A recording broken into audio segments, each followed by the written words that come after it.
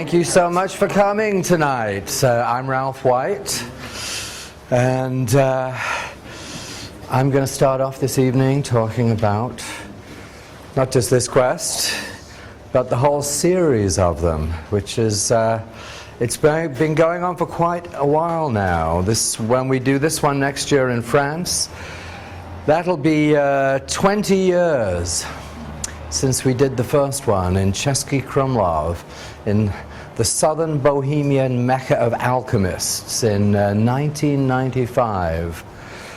When I came up with that idea, having stumbled across this obscure little town in the Samava mountains of southern Bohemia. Come on in, grab a seat here. I think we've still got some. There are some over here. Here, can we see here? Anywhere, wherever you like.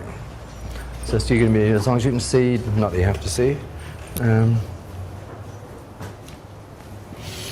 So I was mentioning this, it's been going on now for 20 years. This is in fact going to be the 11th esoteric quest, although we didn't call them esoteric quest before we needed an internet address. But they've all been conferences essentially on the lost or half-forgotten spiritual history of the West. Now, anybody who's familiar with the whole holistic world knows that there's a very strong emphasis here on Buddhism, in these so many holistic centers, Buddhism, yoga, shamanism, on more of the Eastern path, should we say, or as well as the shamanic path.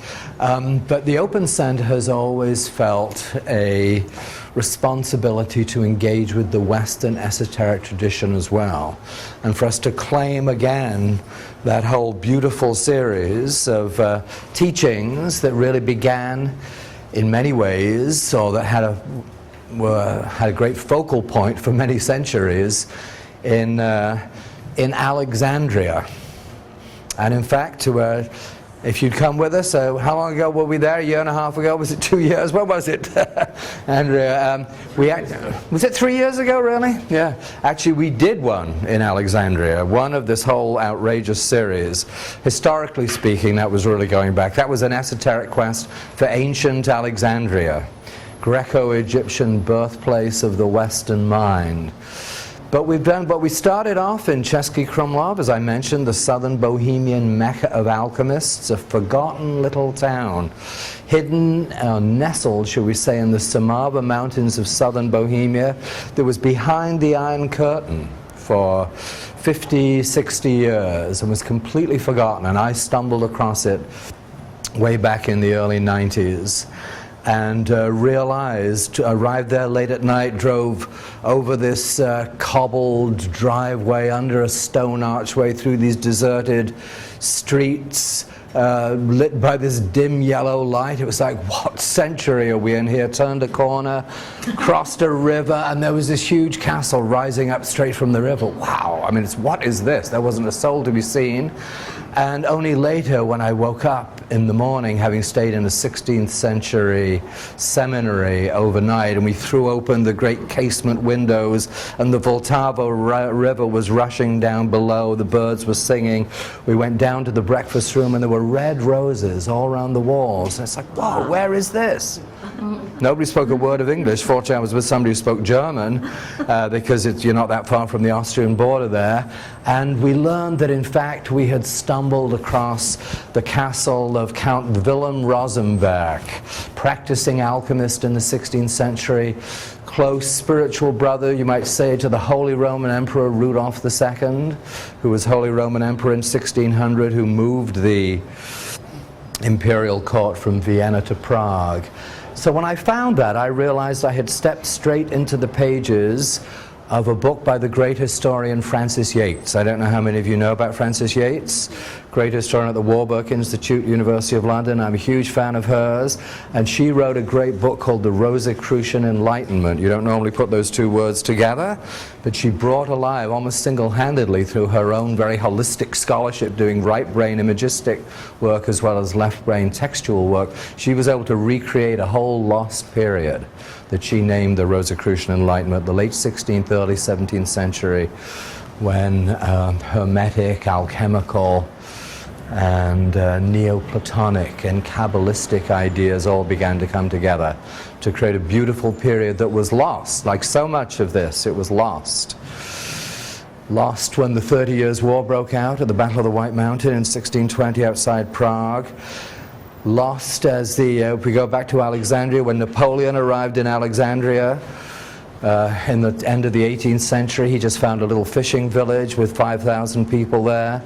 All the great city of Alexandria for 700 years, from 300 BC to 400 AD, was without question the cultural capital of antiquity. When Julius Caesar got there, Alexandria was 4 times the size of Rome, and yet by the late 18th century, nothing. And then the problem was compounded by the fact that the Ottoman Pasha, Muhammad Ali, decided to build a city, and he built it right along on top of the old monuments. So, fortunately, the old Library of Alexandria has been recreated, the Bibliotheca Alexandrina, a beautiful building rising like a great discus on the shores of the Corniche. And we co-sponsored our esoteric class with the Library of Alexandria. It was an amazing thing. I thought when I went to see them, I thought, you got to have a little chutzpah, as they'd say, to actually approach the Library of Alexandria and say, well, how would you like to do a conference intended to recreate that whole world? But actually nobody else had ever approached them. You'd think that Oxford or Yale or somebody would have done it already. It just fell to the good old Open Center to do it. So I tell you, these esoteric quests are deep. You never know where you're going to wind up next. So whether it's ancient Alexandria, we did one on the Isle of Samothrace in the Aegean, that was a center of the mysteries, the ancient Greek mysteries, also for 1,000 years, from about 600 BC to 400 AD. One of the great mystery centers, the Sanctuary of the Great Gods, was there. And just to give you a little more of a sense of what these esoteric quests have covered, we did one on the Golden Age of Andalusia. Sufis, Kabbalists, and Christian philosophers in medieval Spain. We felt, let's look at an example where you had conviviencia, Christians, Muslims, and Jews all coexisting for centuries. Most people don't realize that most of Spain was Islamic for 700 years, but it was a tolerant world. It wasn't perfect, but it had a lot of good qualities to it. And some of you, I'm old enough to remember that old song, Granada. I mean, there's a few of us in here who can remember that, you know. The glories will live again of Granada. Of course, everybody, Frank Sinatra, all the great crooners sang it, but people had no idea what they were singing about, of course, because they were actually singing about the Islamic period of Granada, which finally fell in 1492 in the Reconquista, that same year that Columbus arrived here. A significant year. So we've done the Golden Age of Andalusia, we've done the Italian Renaissance and the esoteric traditions. You actually will see out there, as you come in the corridor, you can see the different posters from a number of the different ones that we've done. So that was on bringing these esoteric philosophies, Neoplatonism, Kabbalah, Hermeticism, and their role in Renaissance Florence at the Academy of Marsilio Ficino. Which was an extraordinary thing. You might say the first holistic center, certainly the first center where multiple spiritual and cultural streams all flowed together in the modern age there in the 15th century. And it had a huge significance for the rest of the Renaissance. We even did one in Wales, which is where I was born, spent my childhood. We did one on the Grail there, the Arthurian and Grail traditions, because they first appear in Wales and in Welsh poetry, etc. I'm not going to enumerate every single one we've done, but as I was saying, this is going to be the 11th one in 20 years.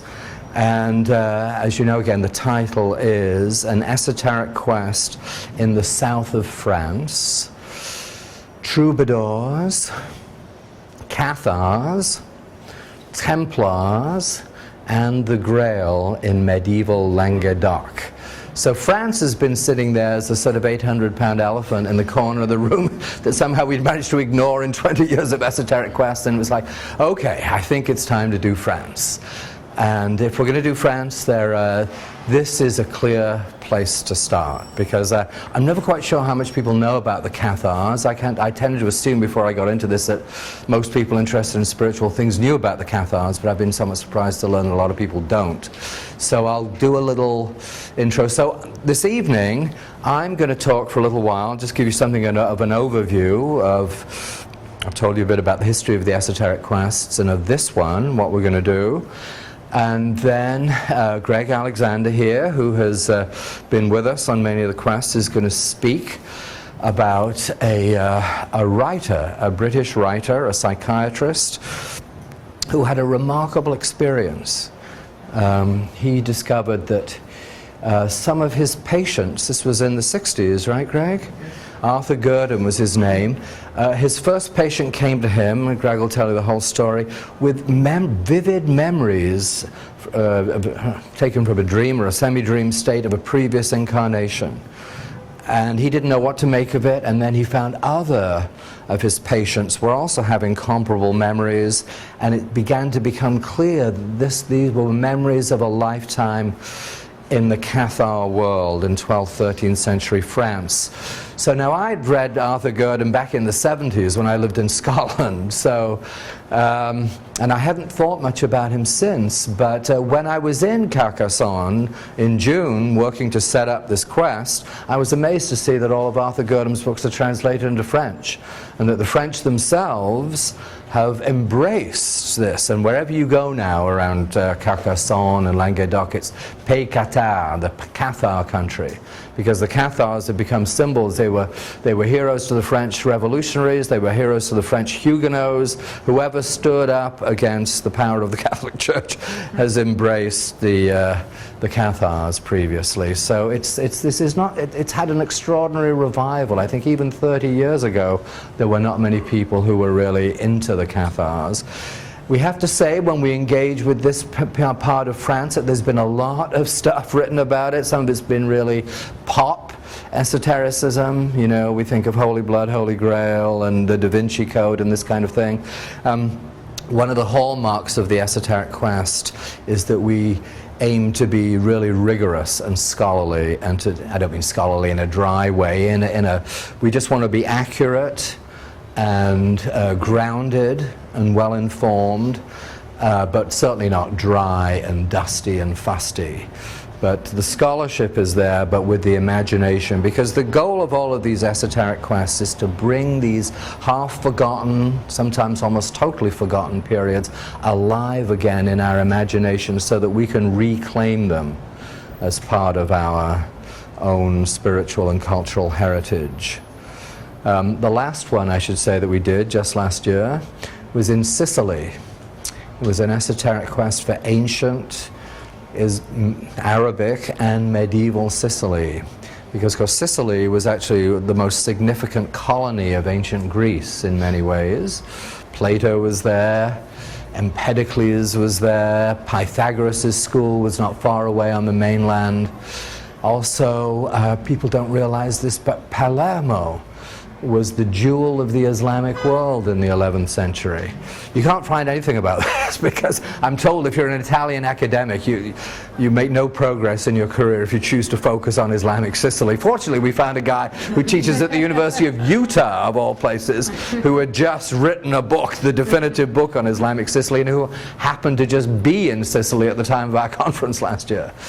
And of course, 12th century Sicily was probably the most multicultural place in the whole of Europe. We tend not, we know what the stereotypes of Sicilians are, thanks to the Goodfellas and so on. But Sicily in the 12th century was an extraordinary place. You could have been in a Sicilian village, you could have heard the chimes of the Byzantine church, the bells of a Catholic church.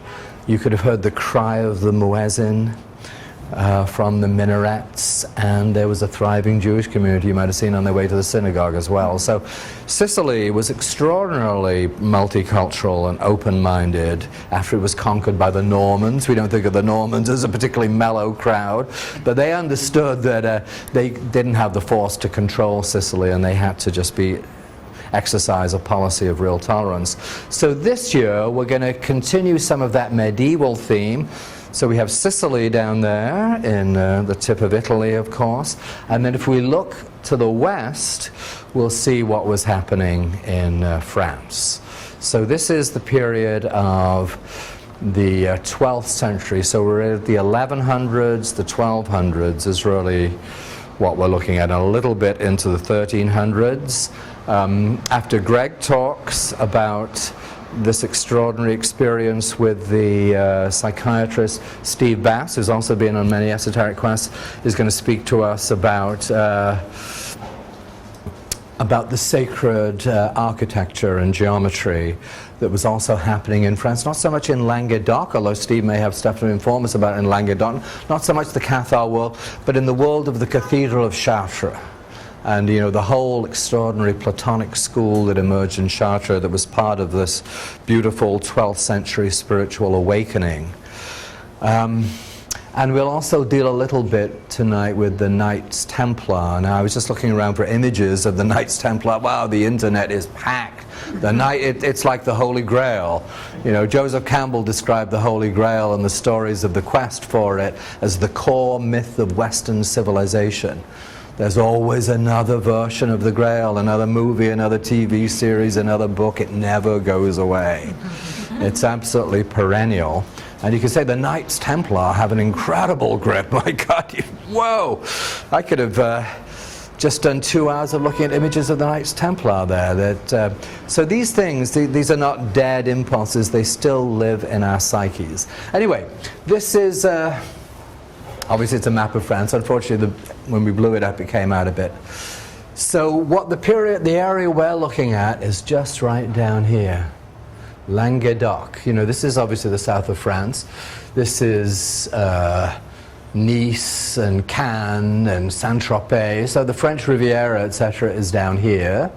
And then this area, just north of the Pyrenees, is, let's see if I can make this work. Yeah. That's blurred too, unfortunately. But anyway, it gives you a sense of where it is. So this is Languedoc. These are the Pyrenees.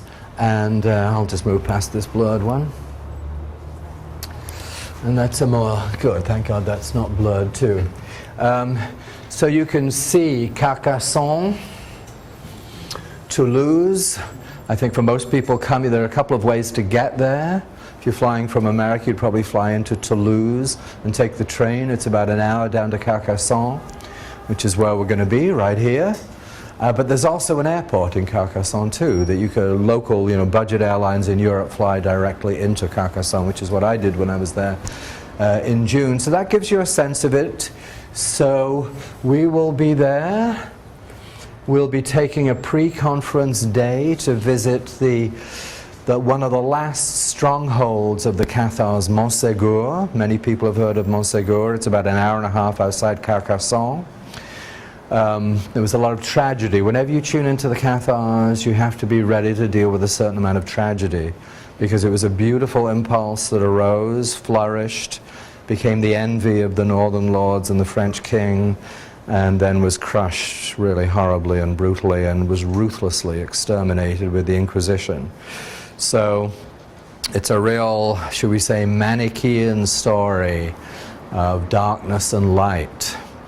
And of course, you had the suppression of the Cathars in, what would that be? That would be the early 1300s, and then the suppression of the Knights Templar 100 years later in almost equally gruesome ways. So there's a real tragic element here. These are beautiful dimensions of the Western esoteric tradition that arose, and then the powers that be exerted their influence to drive these things underground, as they have so much throughout the course of history. But that's why we need to honor them. So we'll be based in Carcassonne. We'll be going to Montségur. We're going to go up and visit one evening. There's a little village called Lastour that's just north of Carcassonne, where we're going to look at a whole, well, I guess the French named it Son et Lumière, but it's a kind of whole beautiful illustrated set of images. Well, it's hard to describe. It's a very gripping portrayal of the whole Cathar history, projected onto a rock wall beneath a Cathar castle, with music. And I'm even amazed, when I saw it, it was only the third time they'd ever shown it, this in June. And they even have one with English subtitles, I'm glad to say. So we'll go up to Lastor. If we get there early enough, we'll be able to go up and visit one of the Cathar castles. We'll go to Montségur. And then afterwards, whenever we do these quests, we always do a pre-conference day, because we figure if people are going to travel there, many people would like to go further. Afterwards, we're going to do one post-conference journey that will go up to a place called Minerve, named after Minerva, which was another great site of the Cathars, and then on to the Côte du Rhône. So here's the Rhône right here. This is the Camargue. It's one of the wildest areas of France. It's a wetland. It's a massive wetland still with wild horses, flamingos. But actually, there's a place there called Saint-Marie-de-la-Mer. That's where the legend was that Mary Magdalene and other members of the sacred family, the story is that they were put in a boat in the Holy Land, and that without sails or oars, and then months or whatever later, it's said to have washed ashore in Saint-Marie-de-la-Mer. So it's a place of sacred significance. It's also where the gypsies gather from all over Europe for their annual festival, and it's also the point of departure where the Crusaders left to go to the Holy Land. So we're not going to get into the merits and demerits of the Crusades right now, but so we'll be there. So I'll go into it a little further, but Andrea can speak to us more about it. But there'll be one post-conference journey that will go up here and spend time in the Côte du Rhône area, the whole valley of the Rhône, Avignon, Aix-en-Provence, Saint-Marie-de-la-Mer, Arles, a beautiful part of the world. But not the overly commercialized part that's down, that I was mentioning, down where the French Riviera is. And the other one will go south, across the Pyrenees. I grew up in Wales, which is the world capital of castles. There are more castles per square mile than anywhere else on the face of the earth, so I've seen my share of castles. I have never seen castles like the castles in Languedoc, the Cathar castles. They are the most dramatic, and they look like they've just stepped out of a fairy tale. You can barely believe that they even exist.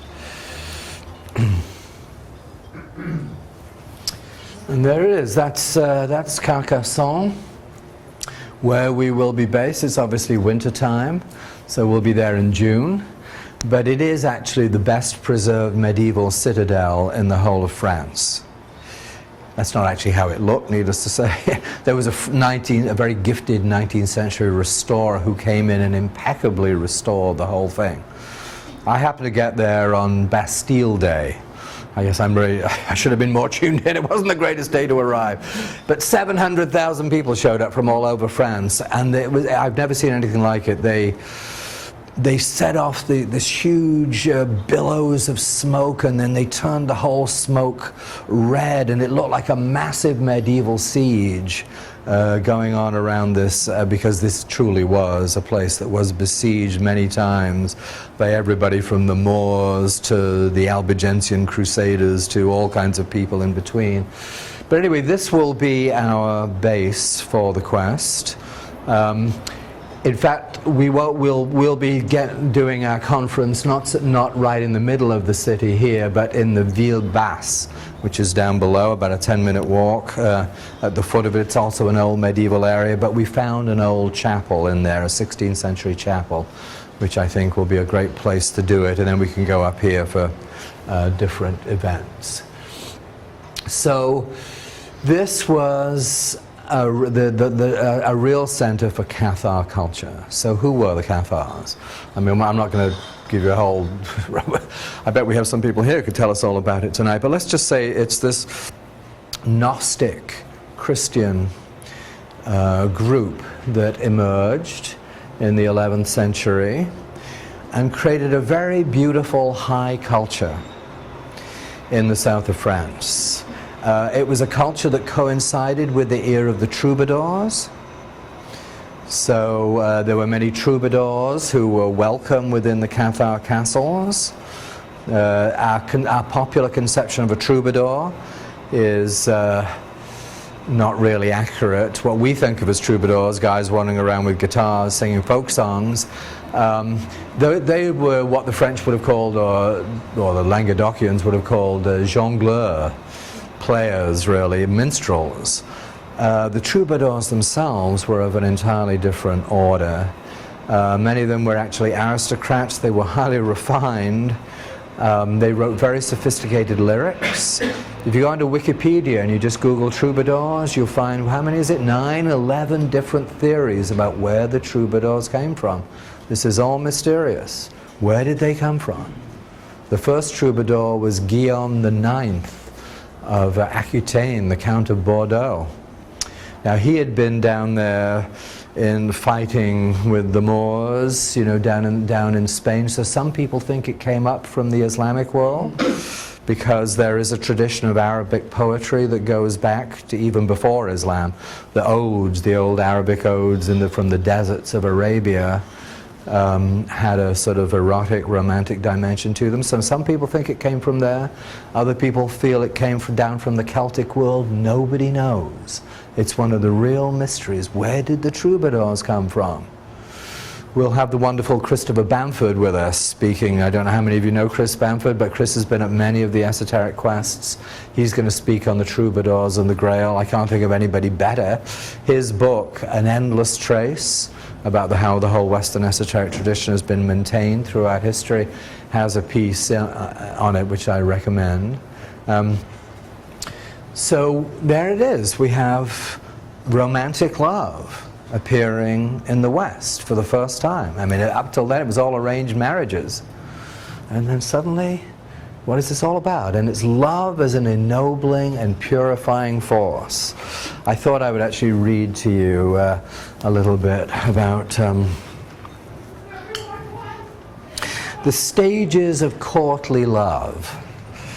So remember the knight, as he often was, no, not always. A lot of troubadours were not the highest level of aristocracy, but they were sort of poor knights, a lot of them.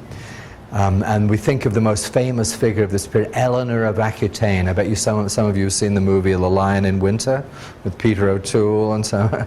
So that, you know, she was a remarkable woman. She was from Aquitaine, which is just to the west of Languedoc. It's all part of the southwest part of France. And she had the whole experience of marrying a French king, and then later she married the King of England. But she was the queen of the troubadours.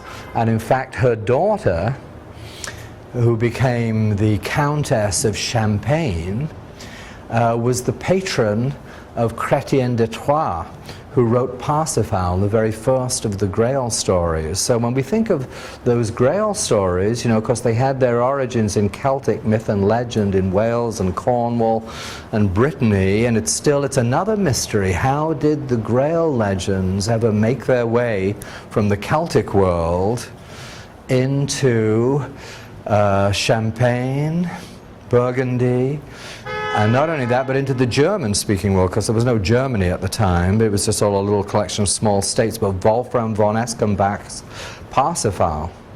So we have this whole world here of the troubadours. The troubadours are actually associated with Languedoc. It comes from a word from Occitan. You see all these stores now selling soap and stuff, Occitan, that's what it all refers to.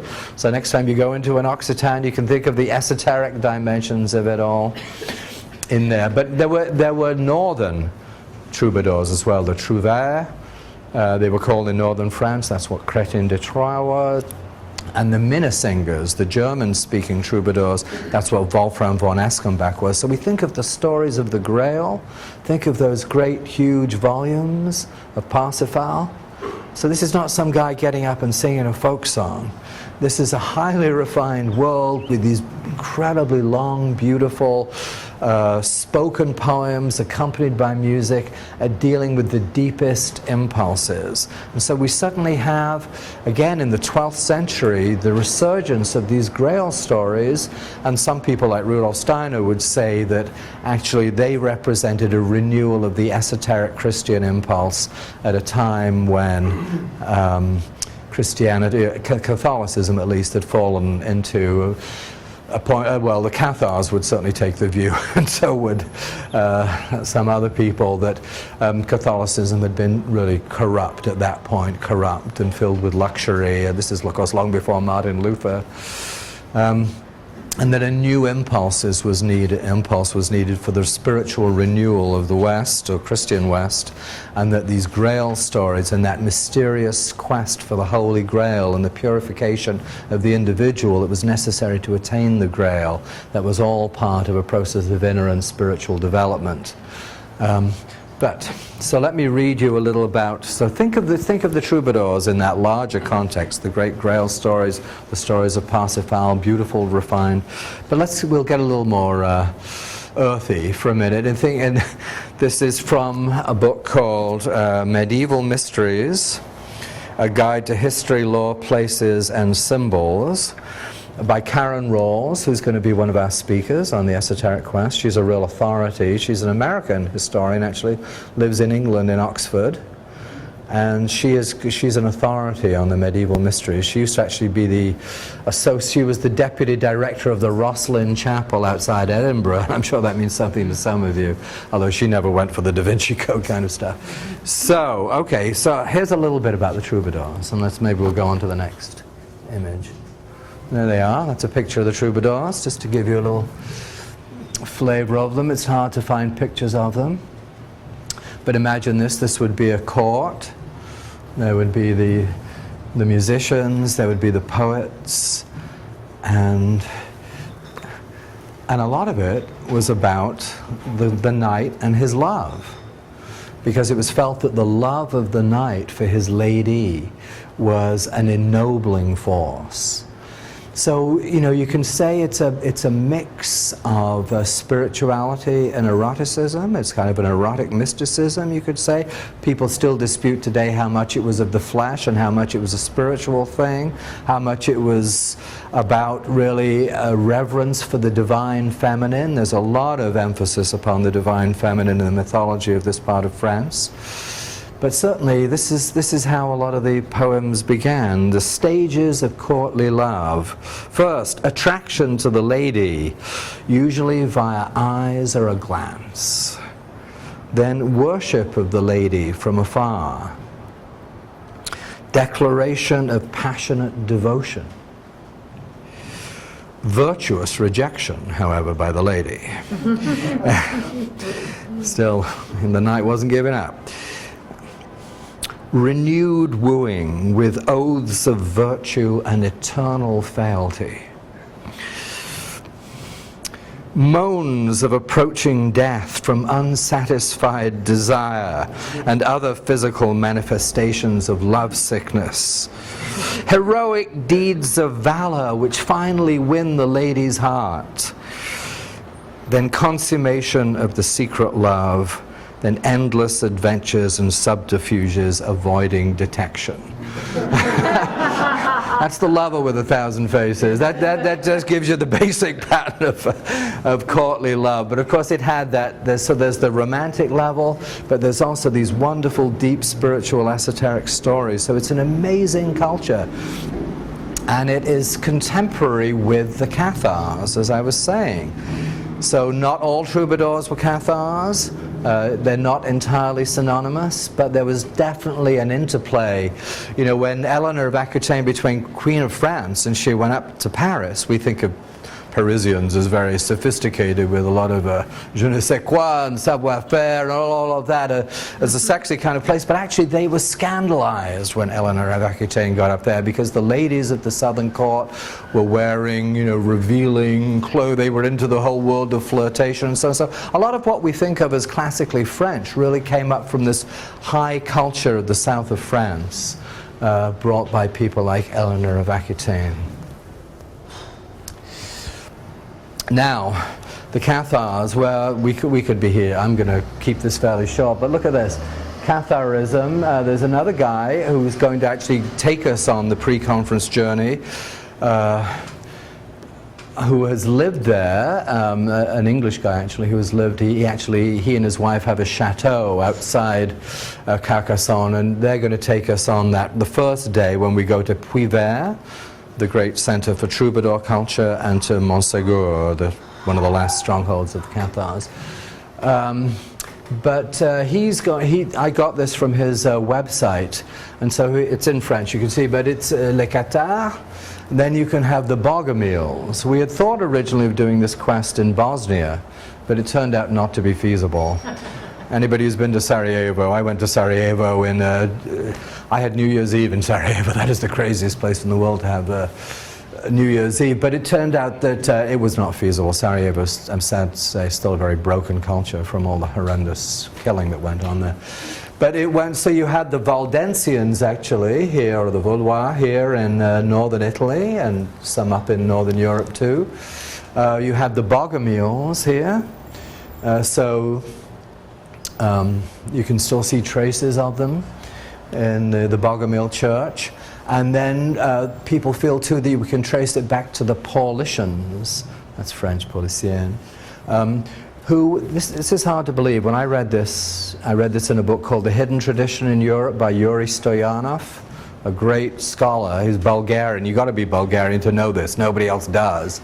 But the Paulicians, back in the 9th century, created this holy city of light in the mountains above Trebizond.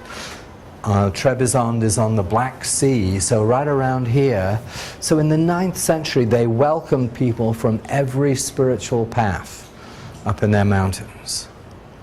And they maintained that city of light for quite a while, until finally it was overwhelmed by the Byzantines, who of course were gripped by orthodoxy and hated the Paulicians. But who were the Paulicians, and where did this all come from? And this is where we get into this mysterious figure of Mani.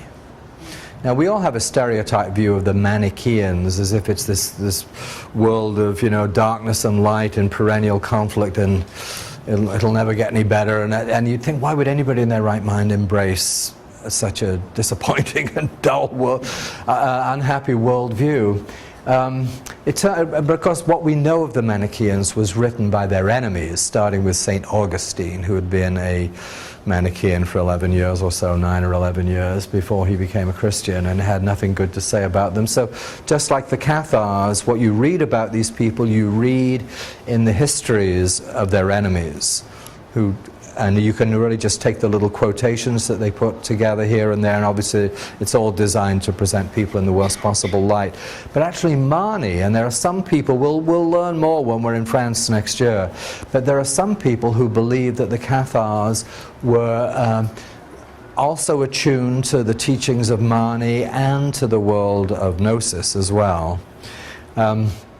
Now the Manichaeans didn't call themselves Manichaeans. That's just another name that they've been given by their by their enemies. Actually, Mani created the world's first world religion in the 3rd century, believe it or not.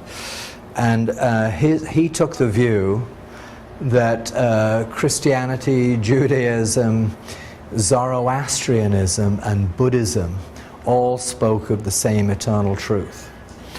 He was born in what is now in Mesopotamia, traveled. This is just the beginning of the whole Persian Sassanid Empire, the Emperor Shapur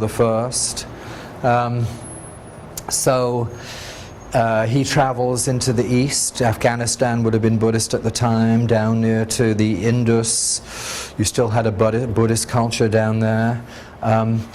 And so he himself unites these streams. He was born into a family that was from the time when Judaism and Christianity were still close in many ways. And so he brings all these together to create the world's first world religion. Unfortunately, the Emperor Shapur, his second successor, was not sympathetic to Mani. The Zoroastrian Mazdaist priest got the ear of the emperor, and Mani was imprisoned and died in prison. But many of his followers went to the north, out of Persia, into the area that was known as Sogdiana, the slopes going down into Central Asia, where you now find Samarkand and Bukhara. And what is Samarkand and Bukhara part of? They're part of the Silk Road. And the Silk Road, because it stretched such a huge distance, and because it covered so many different cultures, it was the most fertile place imaginable to have the world's first world religion. So some people think that this area coming through the Caucasus and then on into Asia Minor, that's the Paulicians were influenced by this stream coming from Mani. So they call themselves followers of the holy religion of light. Forget Manichaeans. So it's the holy world religion of light. And just think that if this thesis is true, and we've really only begun to learn about the Manichaeans in the 20th century and who they were instead of just the propaganda, but think of it, it's conceivable, you can make an argument anyway, that in the early 13th century, the holy religion of light, which had a deep esoteric basis, might have spread all the way from the Cathars, across northern Italy, through the Balkans, into Asia Minor, through the Caucasus, onto the Silk Road, through into what is now Kashgar, in Chinese Turkestan and north of Tibet. And then all the way down actually to the southeast of China. It took on a Taoist flavor in China. It took on a Zoroastrian flavor in the areas influenced by Persia. It took on a Christian flavor, obviously, in the West.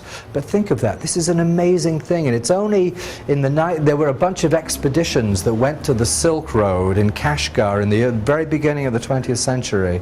And one of them brought back this tiny little codex, a 1-inch square book the size of a postage stamp. And it came, beautiful illustrations, and it has a whole teaching in there about Mani. It's the Manichaean equivalent of the Nag Hammadi library and all the Gnostic teachings. So all this stuff is starting to come back now. We're starting to grasp. So think of it. So the Cathars may have been connected to that impulse too. I mentioned these castles to you.